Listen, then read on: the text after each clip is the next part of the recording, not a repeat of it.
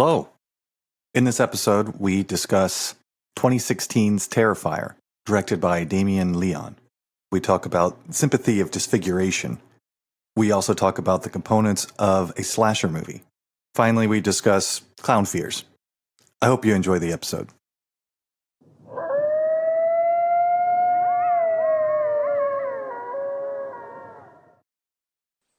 John?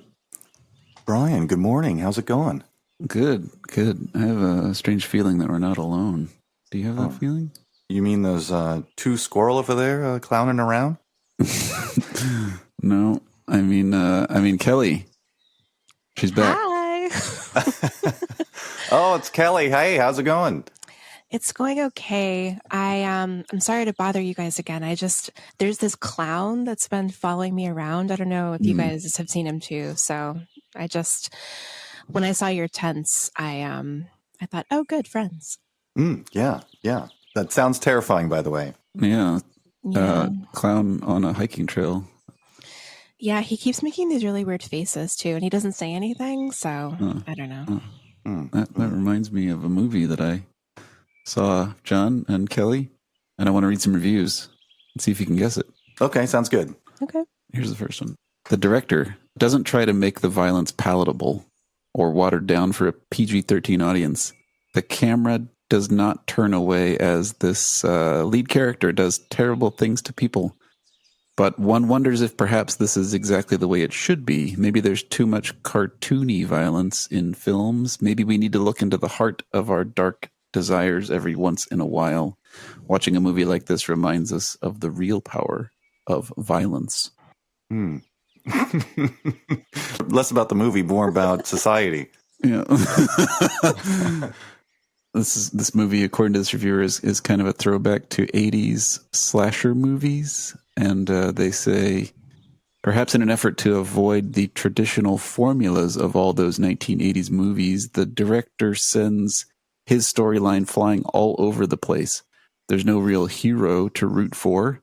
The viciousness of the attacks and the torture of the female characters seems a little outsized and excessive for what seems intended as an homage. Perhaps worse, a cruel prologue sequence offers heavy-handed foreshadowing to the movie's rather hopeless ending. If only the movie had found a better balance of characters and perhaps a measure of hope, which would have added more suspense, it might have stood near the movies that inspired it. Quite thoughtful review, actually. This one will nail it for you.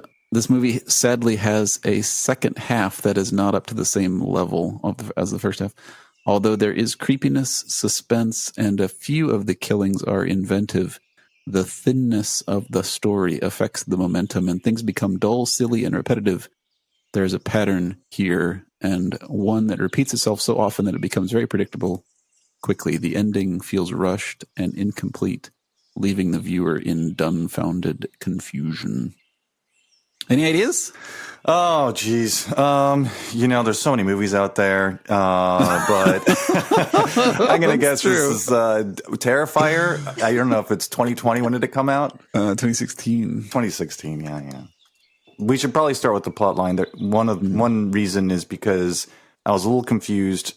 At the beginning, there is a news conference or an interview between an anchor and an individual who's obviously been mutilated. At the end, there's a person that's mutilated too. And was that the same lady that was in the interview? I don't think so. You don't think so? Because they didn't give a good differentiation between those two characters. I was like, is it the same person or is it the new victim?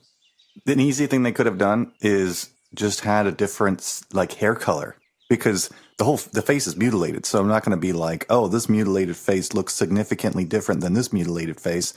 There's no identifying features other than the hair. So because they're the same hair color, I'm assuming it's the same person. I don't know. The beginning was weird because they had the interview, and then the mutilated guest murdered the host in her little dressing room, but then there was no connection, right, to the two drunk girls or anything after that. So I thought that the girl at the beginning who was being interviewed was Victoria. Okay. But maybe she was the end? Oh, I see. So you're I thinking don't that know. the first part was a present day thing, then they went into the past, and then they got back to the present. The plot itself is very, very, well, seemingly very basic, and that was the only complexity that showed any level of storyline of character, and it felt muddled. So it's a little embarrassing, maybe, from a director standpoint, that the only one that you're exploring with any substance isn't clear who is who. And maybe this viewer just wasn't intelligent enough, but it felt like they could have been more clear on that.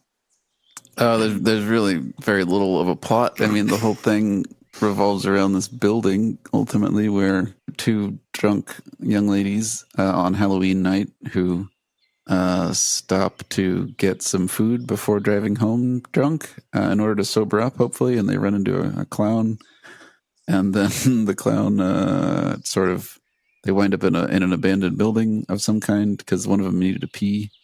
And the rest of the action takes place in the building, and then every character that's introduced is just another person for Art the Clown to murder. There's like the guy doing the rat fumigation service, and there's I don't know who that guy with the van was who showed up and got decapitated. I don't really remember.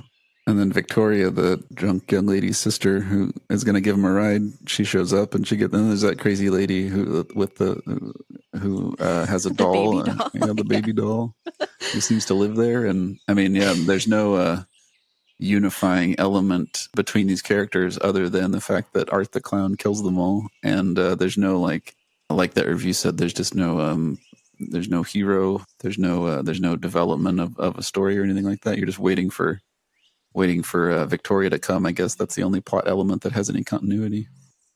The beginning, if that is Victoria, I mean, that lady wasn't very kind in what she was saying about her, but she very much became an anti-hero by just completely mauling her from the get-go. So I guess she was triggered because the newscaster was seen as disparaging or insulting, and so the victim then makes the newscaster look like her in a sense by gouging at her eyes. But yeah, very reactive. You'd think that she'd be a little more tolerant, having lived a bit with that face. But that's the other thing that I kind of thought about. This felt a little exploitive in a way against those that might have had an unfortunate accident. And I thought about that in relation to puppies. And let me describe this. So if I see a dog that has some level of disfiguration to their face or to their body, I feel a sense of sympathy. It's like, oh my gosh, like this is terrible. And I want to take care of the dog. I feel sadness for their misfortune. But in this scenario, you see someone who has an equally disfigured face, and there's a disgust, there's a gross, I can't be in the same room as this person. And I don't know why that's the case. Why? I think that's actually a biological reaction, because I think it's just inherent in most animals even. I mean, birds do this, where if any member of their own flock has, a strange mark on it or anything like that, then the other birds will pick at it until the bird dies. So I think it's just like biologically, we don't like to view those who are, I think, deemed like unhealthy. I didn't know birds were such jerks, but if I were to try to explore why the mutilated faces in this movie were so disturbing, I mean, our brains are programmed to recognize faces, right? And we even can see faces in clouds and on the surface of the moon, and it's like a built-in pattern that we see. So maybe there's something fundamentally unpleasant or like disturbing to our brains when we enter like the algorithm of like facial recognition, but it's not a pleasant experience or one of recognition or like feeling like we're part of a community. It's like the result is an other or a someone. I don't know, the pattern recognition hasn't produced a good sense. I guess to the extent that recognizing a face is a good thing, you see another human and you maybe recognize that human, and it's a pleasant rewarding experience, that whole mechanism gets reversed and that kind of thing. I was thinking maybe there's a association beyond just me being near someone where you almost embody their. I think of it in the opposite. So you have someone that looks fairly disfigured and there's a sense of almost fear, or one could even say repulsion at some point. But then you are next to someone who's very attractive, and define that as one might. And so I'm near someone who's very attractive, and then that makes me feel more attractive, or maybe I want to be associated by that individual, or if I see them, there's like a sense of me being embodied by their beauty. Maybe through association, I seem more attractive. I don't know.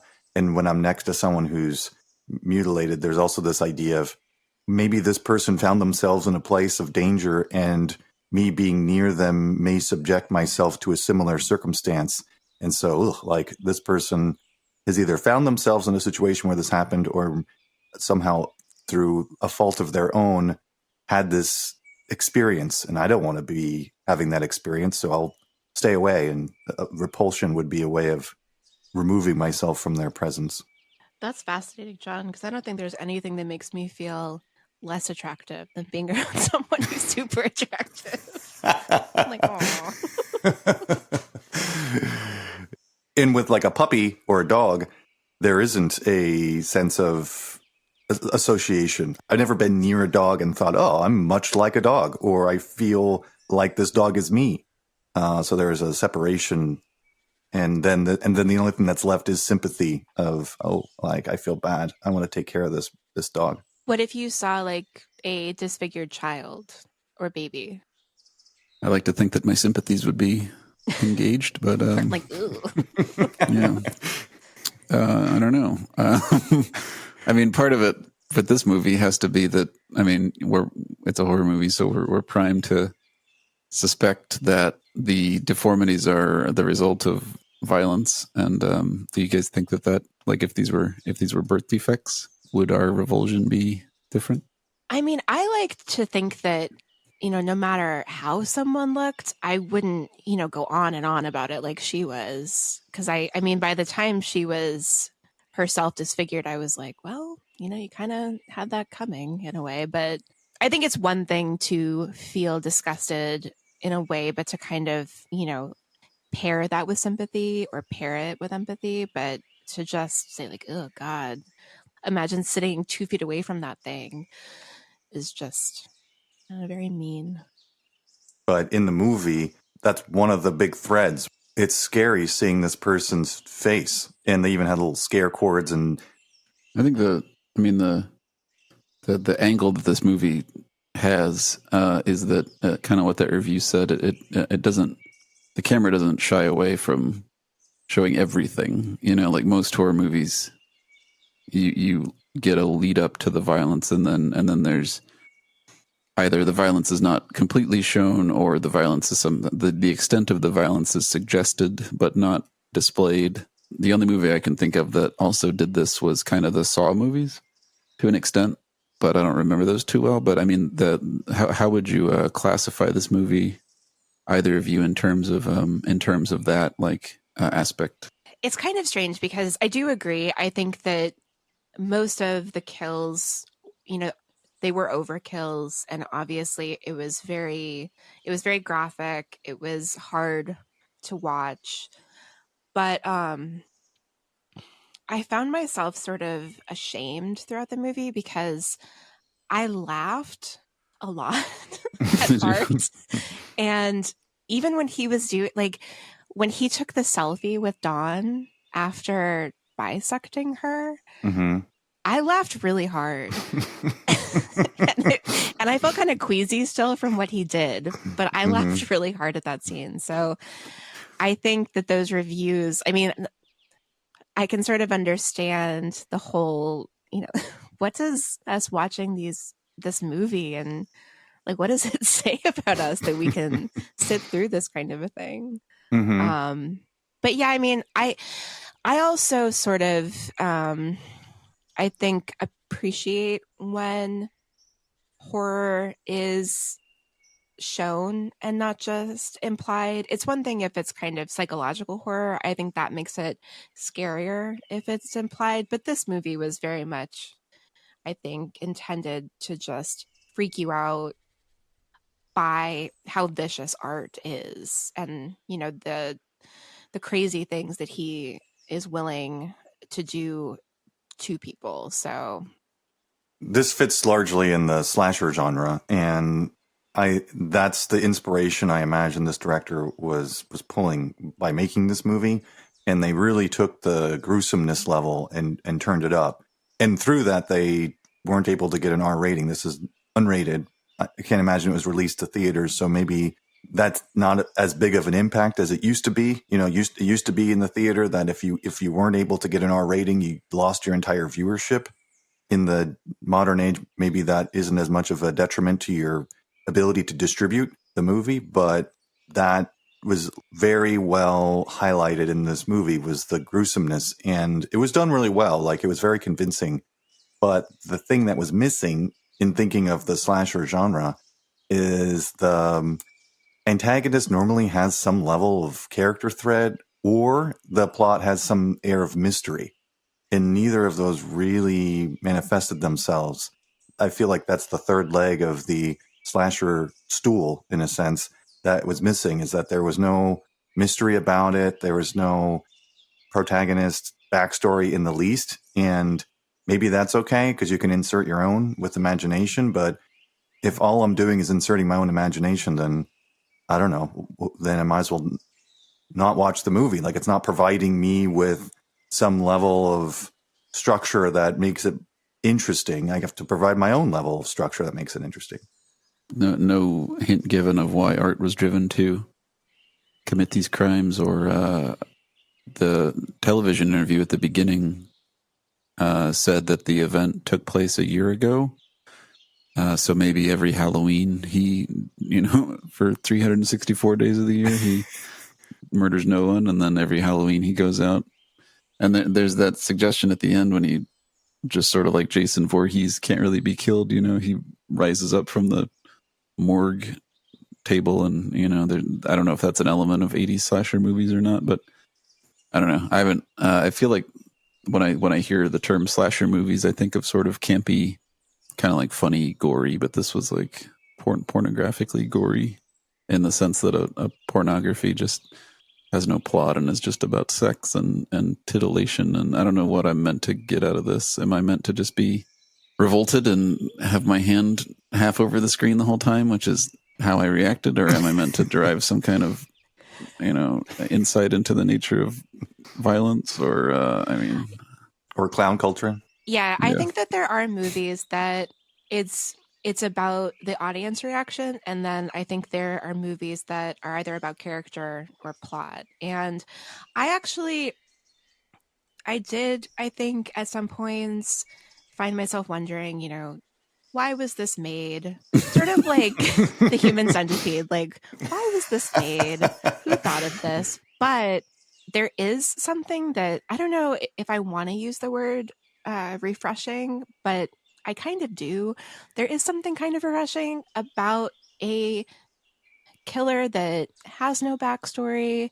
It doesn't show him like his mom wearing a clown costume and like beating him up or anything. Like, it's just, he shows up, he acts strange and sort of like entertaining, and you can't take your eyes off of him. And then he just, from the very start of his kills, when he turns the owner of that pizza place into like a human jack-o'-lantern, and you're just like, wow, what an interesting guy.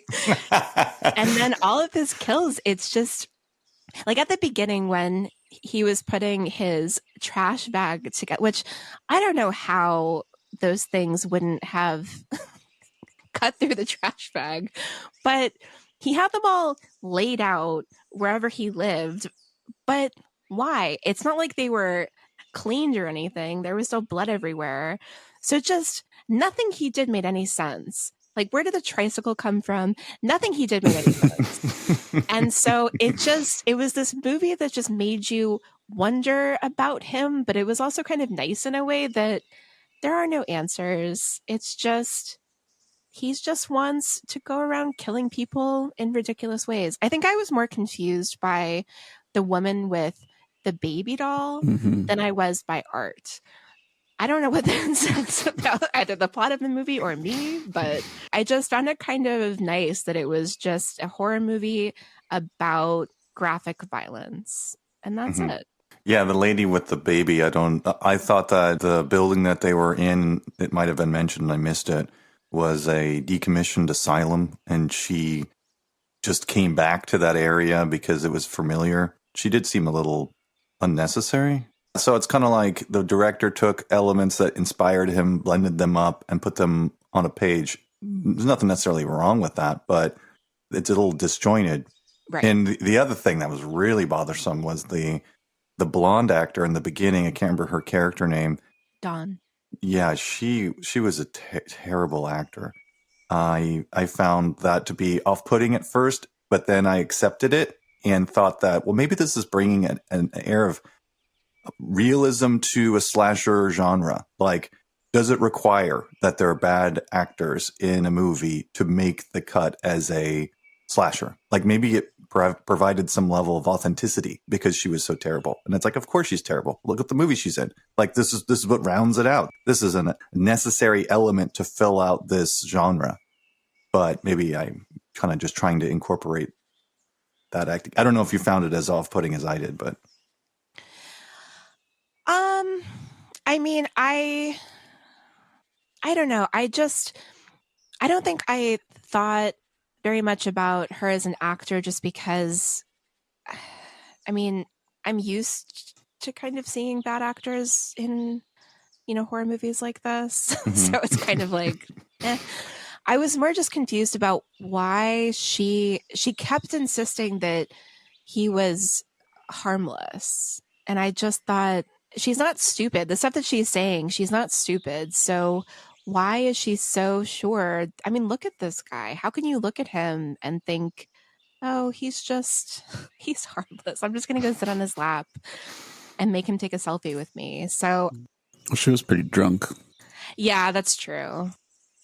The pizza joint and the waiting around for the sister to arrive to give them a ride. You think it's all going to be about those two girls, but after the second one, the dark-haired girl gets shot, which I think was like 45 minutes into the movie. I was like, that felt like an ending, and then the movie just sort of dragged in a few more people to be victims, and just sort of felt added on. I was shocked when she got shot. Like when that was another point where I felt bad because for him to have all of those weapons and for her to grab like a 2x4, you're just thinking, oh my God, what is she doing? And then she's like taunting him, and for him to pull out a gun and just shoot her, I was not expecting it. And it made me laugh again. So I like the idea that he had a gun as well. He's like, I'm goofing around. I'm killing you guys in ways that really give me pleasure. But I also have an out here. And if things get out of control, I'll just shoot you. So this is a playful little thing that I'm doing here. But at the end of the day, my intention is to kill you, and I'll do it whatever way I can. And so there's space for creativity. But then once that has been exhausted or I've lost that opportunity, well, I'm going to shoot you. I mean, that was... Right. You're going to die no matter what. And he never seemed scared or nervous. Like that scene, I think when Victoria like stabbed him in the eye and he just gave her the finger. Like, I mean, it wasn't that he was like, oh no, she's getting away. He's just like, oh, how dare you stab me in the eye? And I don't know. Did you guys laugh throughout the movie too? Or am I just I don't remember laughing. You didn't laugh at all? Oh, I feel like a terrible person. But no, everybody copes differently. Everybody copes differently. I had my hand over the I was watching it on my computer, so I was like had the movie on one side, you know how you can split up your screen, and then I was doing other things on the other side. Just after like 10 minutes, like, okay, this movie isn't for me. So I was like, my left hand was covering 3/4 of half of my screen the whole time. Yeah. Did you laugh, John? Okay, so when You can say no. No. I'll be honest. The big keystone scene where Art cuts the lady in half with the chainsaw, that made me appreciate. There was a smile that came to my face as a level of, okay, yeah, these guys, they're taking it to that point, and I appreciate it. It wasn't so much a laughter as more of a element of, wow, I'm really proud these guys decided to do this, just because like. Okay, I will say for that scene, I did not laugh or smile. I looked away in horror. So. It was just that, like, I imagine they started making this movie and thought, okay, well, they probably built the movie around that conceptual scene. Right. And then they're like, okay, well, let's drape a clown character around this. And this is the shocking, over the top thing that we'll insert. And so I hadn't seen that before. So I was like, oh, wow, okay, these guys are taking it to this level. And it was done fairly realistically. If it didn't look like it was a rubber doll or something. Like it didn't have that goofiness. So I was like, wow, these guys put a lot of time into this scene. And this lady is, willing to be the actor in that part. I do kind of understand Kelly's, maybe it's a purity idea where you don't need to have a backstory. Art is the way he is because that is just how Art is. There's no reason or excuse for someone to be like this. And he carries it with confidence or to an end. Doesn't need an origin story. There's no reason for him to be this way. This is how he is. And he systematically works like this. And there's no excuse for it, kind of a thing. I just often find myself in movies either thinking that the origin story is like, well, it's the same thing with serial killers. Like there's people who have been through worse and they don't end up doing that. So, no matter what the reason is, it just isn't good enough. But I think there's something nice about a director that approaches a horror movie with, you're not here for the backstory, you're here for the kills. So let's just try to entertain you as much as possible. I think for me at least, I'm here for the fear. Like I'm here for the tension and the jump scares and stuff like that. There was a little bit of that in this movie, especially where Art is creeping around the building trying to find what's her face, the dark haired one. But I'm not here for just unwatchable gore porn. That's not something that like gives me any pleasure. Like I get wanting to be scared and wondering what's going to happen and the tension and how they're going to get themselves out of the situation. But there's not that in this movie. And then once they kill off the two drunk girls and just it's a steady drip of random folks that Art continues to murder, it's just like it didn't feel like I was doing a healthy thing by watching this movie. Like it wasn't good for my psyche. I felt like the unsettling thing was just him. It was his mannerisms. It was his, his face. Like when he rode that tricycle when Victoria was trying to hide, and she's just watching him like, what are you doing? And then he just rides off in the tricycle, and it's things like that just kind of stayed with me after the movie was over, where I don't know what it was, but there was something about just his face.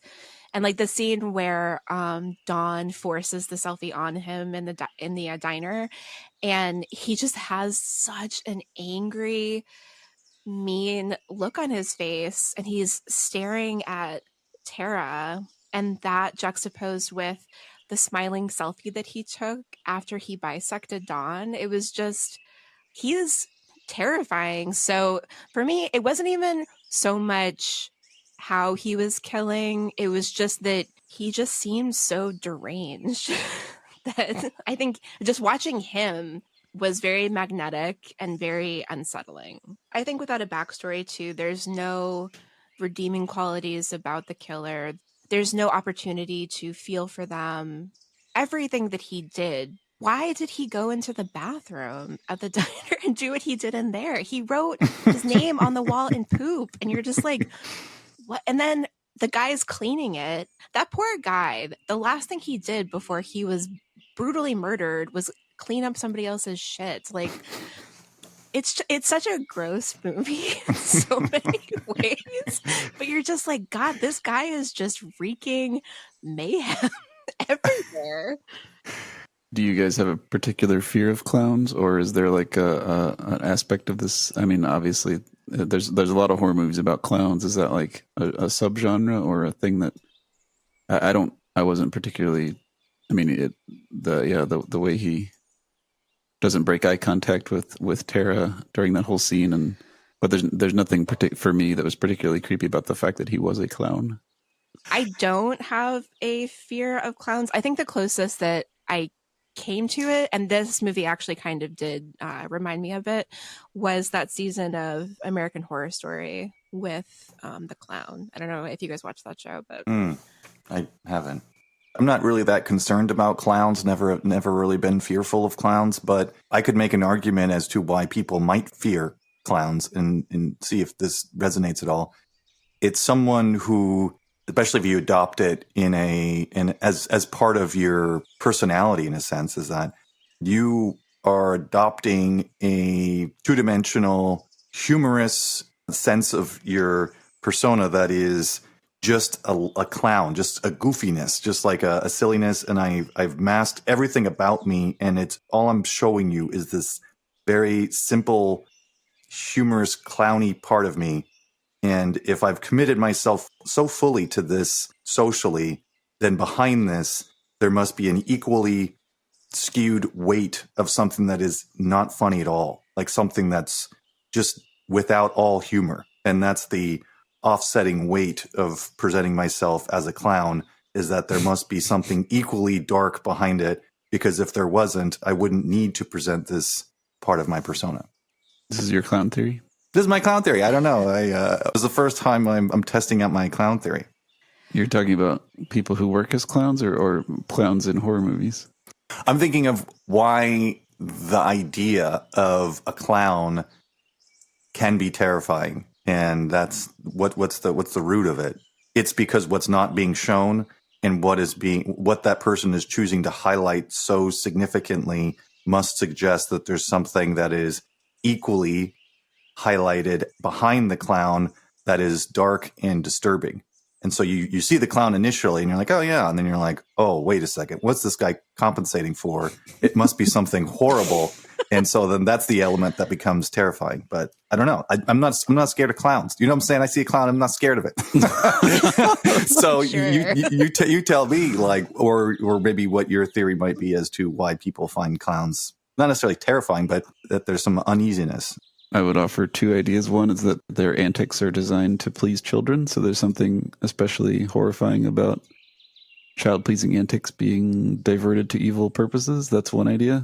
The other one is that they are their identities are concealed. You know, they wear face paint and you don't really know who they are underneath. So the costume itself is a mechanism for a potential malefactor to disguise their true identity as they commit evil deeds. So those are my two ideas.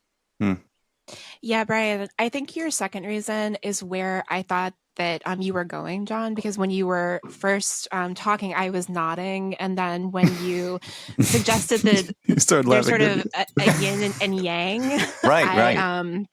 I found myself just kind of making a puzzled expression because I think that it is more because, I mean, I think that the modern day clown, I mean, maybe not really, but if you go to like haunts, it's the people who dress up and they try to scare you. And I think what's so unsettling and what makes films like The House is October Built or Haunt scary is this whole concept of you don't know the intention of the person who is behind the mask. And it's a costume, I think, is a clown that's sort of meant to entertain you, bring you happiness. But under that could be a person who really doesn't want to do that. And you just have no idea. So I think it's the whole just, I don't know you. I don't really know what you're going to do. And I know that part of your whole shtick is to try to get me at ease is just sort of scary. So I was posturing a little earlier. I do have a sense of fear around clowns. Wait, what? Yeah, I just felt a little vulnerable there. So there's like this forced clownage. Is that what you're saying, Kelly? Where they found an occupation in which they have to be a clown all the time, and then they've been exhausted by it, and you're not really sure what their intention might be at this point. They're burnt out clowns. No. 60 and murder people. It's more okay. So you have like, I don't know about you guys, but like when I think of a clown, the first thing I always think of is John Wayne Gacy. Mhm. And so just the idea that here's this guy who anyone who knew him would tell you that he was this, this like pillar of the community, this great guy, this all of this. And one of his things was dressing up as a clown for birthday parties. And so it's like, it's this, I think it's the juxtaposition of the front that a person presents mixed with what's actually not just like under the mask, but inside their mind. And that you just have no idea what that is until it's, too late. It's kind of close to what I was saying to a degree. It's like you don't really know his intentions. And I was suggesting if that person chose to show and embody a clown and they felt so compelled by it that they get the makeup, they get the outfit on, they put it on, and that's what they're showing the world, then you don't really know what they're really thinking. And someone who'd be willing to do that, what are they compensating for to show the world that they're a goofy clown? But I always kind of associated them with pedophiles. So, Well, I mean, I also think of, the Joker. What does it say that that's sort of the persona that he chose to take on when, he's just masking a bunch of madness underneath. So I do think there's something to it.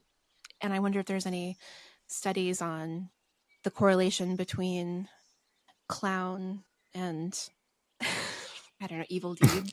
yeah, Brian, are you familiar with the clown literature that's out there? I'm not up to date on all of it. No. All of it.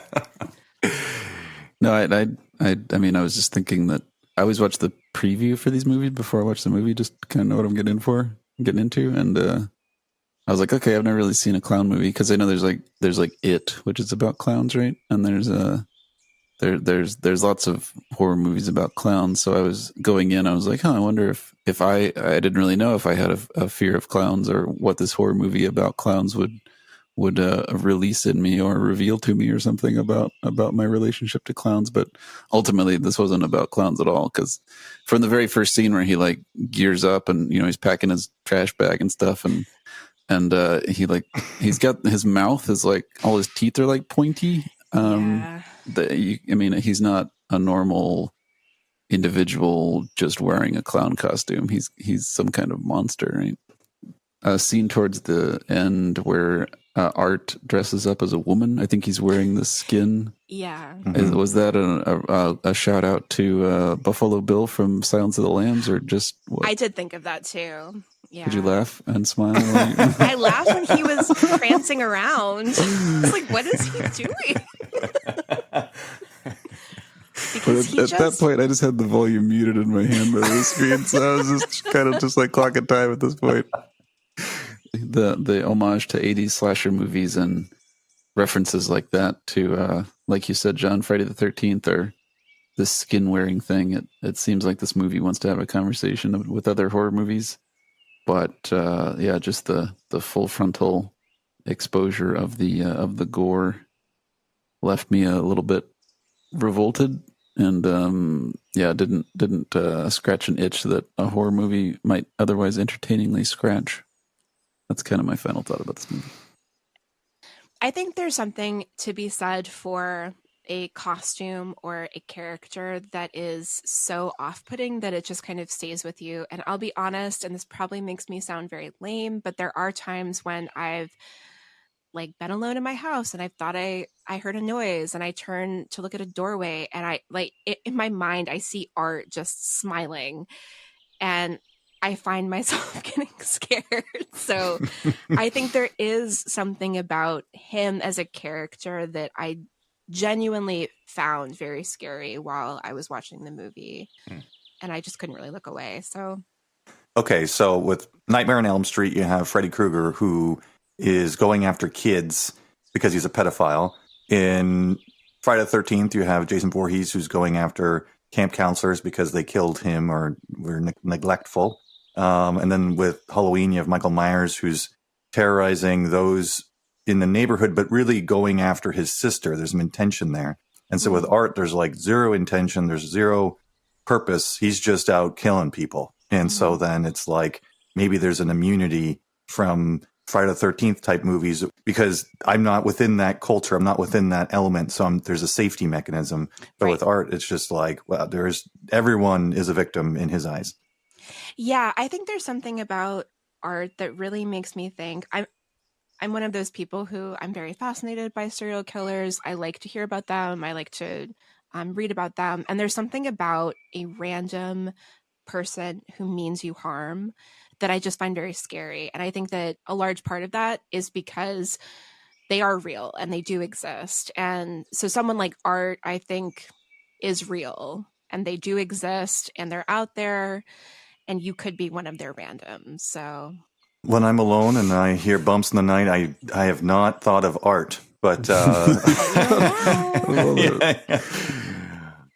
I definitely at some time think someone might have broken in. And my response, and I don't know what you guys would do in that situation, is I'm on the upper floor. My goal is to make my voice sound very booming and loud and mention the weapons that are near me that may or may not exist with the hope that they just leave. And where did I put those rockets? Yeah, we should.